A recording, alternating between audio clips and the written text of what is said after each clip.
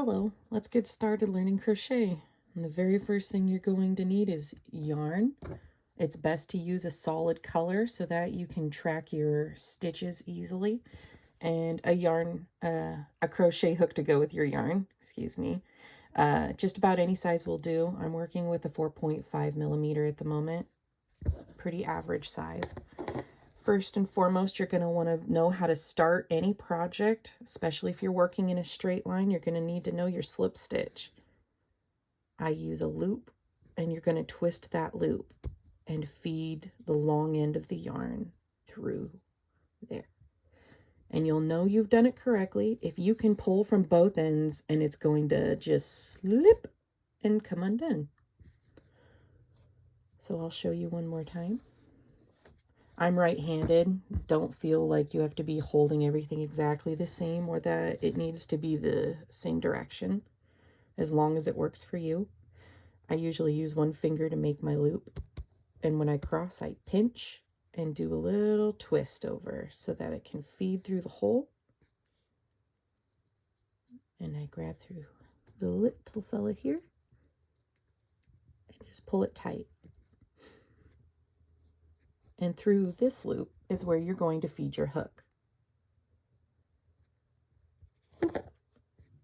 And you want to make it tight, but not too tight. It should be able to have a full range of motion through the hook without catching.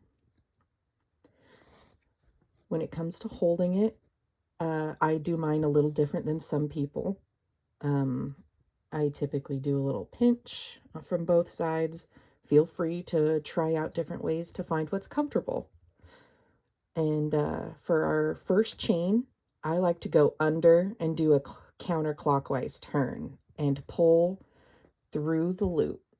I typically use the hook part is going to dip down through the loop, so it's easier to pass and it's not going to catch on anything. Again, I dip down, counterclockwise turn, whoop,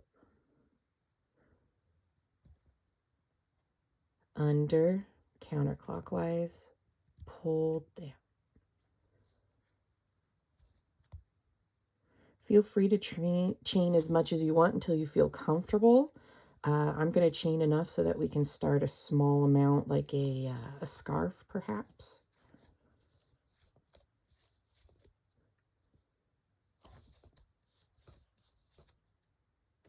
And you will get more and more comfortable. Notice that I'm going fast now, but you can always re-watch the slowed parts. You know what? I'm just going to do a tiny little miniature scarf. Start right here so you can just see the basic. We're going to start by turning around and starting in this loop right here. You don't want to go through here because you've already got yarn fed through here, but you're going to go into this little one. Right here. Right at the top. No other threads should be going atop your hook, just a single one. Again, when you pull, you go under, do your counterclockwise turn, and I feed it through like that. And you're going to have two loops on your hook like so. And you're going to pull once more. Whoop. Right on through. Now we're ready for our next one. Again, feel free to try whatever's best for holding it to keep your yarn straight. Pull through so that you have two loops on your hook. It's going to look like this.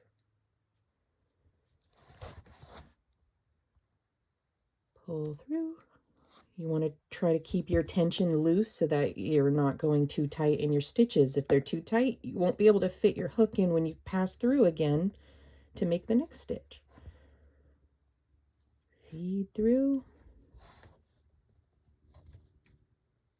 Feed through both. Now I'm going to speed it up a little so that you can see what happens when I go towards the end.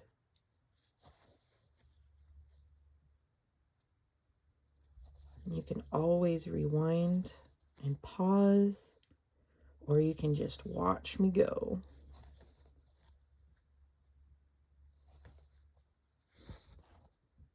Again, sorry for my shaky hands. I'm sure that yours will be too when you're first trying out.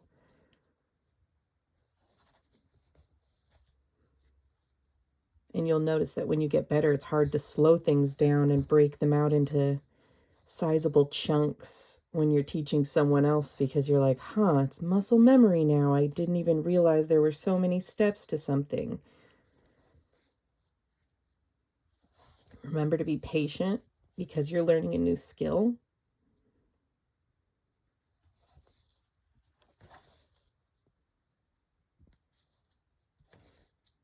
I'm also trying to make sure that I keep this in frame.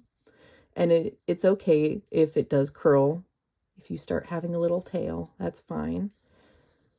The important thing is making sure that you're not changing the side that you're adding stitches to. So don't try to accidentally twist it and go somewhere else. What you're working on right now is how it's comfortable being held and what's the easiest way to make this work for you and your brain and your hands.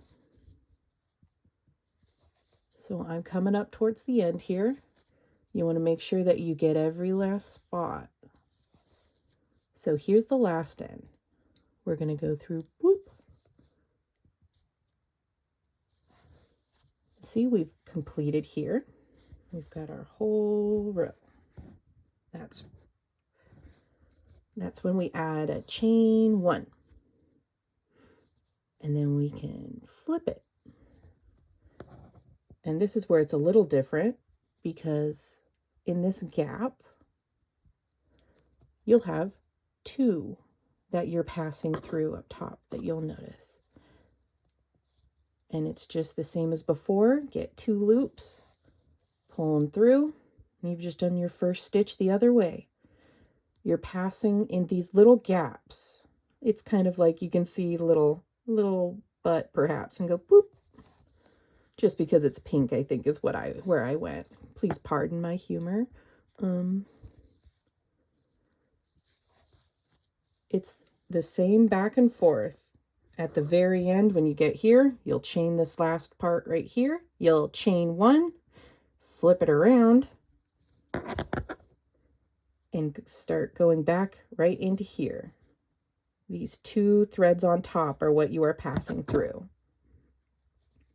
Good luck and happy crocheting.